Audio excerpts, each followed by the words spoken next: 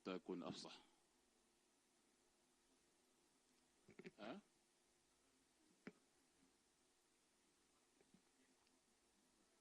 Il n'y a personne pour faire la traduction en français?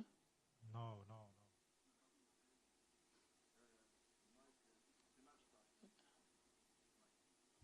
En arabe, en anglais, ça ne marche pas? En français? Oui, en français. Je préfère faire ça en français. Ok. Que je sois plus... Je vous traduis, mais s'il vous plaît, si vous faites en 2 minutes et brièvement et concentré. Je serai très bref. Okay. S'il vous plaît, allez-y. Je vais employer des mots qu'on pourra mieux se comprendre. Ok, merci. Voilà, je voudrais tout simplement dire que cette histoire du We apologize that we don't have translation into French. En Kudus, véritablement est un problème qui nous préoccupe tous. Ça nous préoccupe à plus d'un titre. D'abord en tant que musulmans, en tant qu'humains, en tant que personnes épris de paix. Je continue? Voilà. Et c'est pour cela d'ailleurs que véritablement, je pense que cette affaire ne doit pas être perçue comme étant une affaire musulmane ou bien comme étant une affaire d'arabe. Mais plutôt, ça doit être perçu comme une affaire de l'humanité tout entière.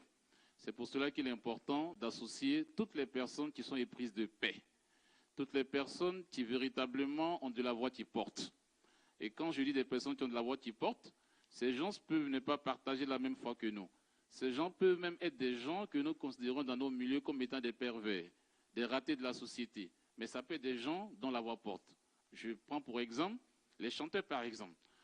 Nous avons à titre d'exemple, si vous voulez, un groupe de chanteurs qu'on appelle des reggae stars. Véritablement, c'est des gens qui ont de la voix qui porte. Par exemple, chez moi en Côte d'Ivoire, il y a un chanteur du nom d'Alpha Blondy, qui est une reggae star internationalement connue. Et il a fait une chanson sur le cas palestinien. Il en a épousé, il en a fait son problème. Et véritablement, à travers sa chanson, le peuple ivoirien a été sensibilisé véritablement sur ce qui se passe en Palestine, sur les atrocités que nos frères en Palestine subissent. Et depuis lors, les Ivoiriens, dans leur ensemble, dans leur majorité, ont commencé à épouser le cas palestinien. Parce qu'en réalité, à travers les médias, ce que les médias et la presse nous donnent, notamment les presses qui nous viennent de l'Occident, alors ces presses essaient tant bien que mal de transformer les faits. On a l'impression que les Palestiniens sont des bourreaux et non des victimes. Et pourtant, en réalité, les Palestiniens sont des victimes et non des bourreaux. Mais il y a des gens dans les différents pays dont la voix porte. Alors ces gens-là, on peut facilement les associer à notre cause et à notre lutte.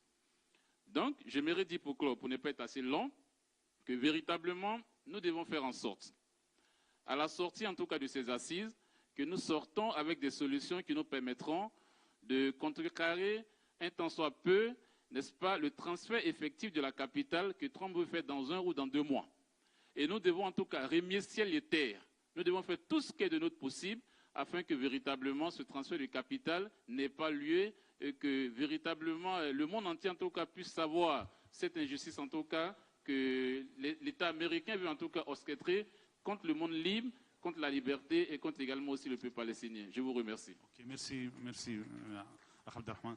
الأخ عبد الرحمن ركز على موضوع أن قضية القدس هي قضية فلسطينية وإنسانية عالمية، ويجب أن نبذل كل جهدنا بالموضوع وأن نستخدم الميديا بشكل سليم، وكذلك الموضوع الفني، حيث أن الشعب بساحل العاج ممكن أن يكون بموضوع الأغنية وموضوع النشيد حساس في هذه القضية.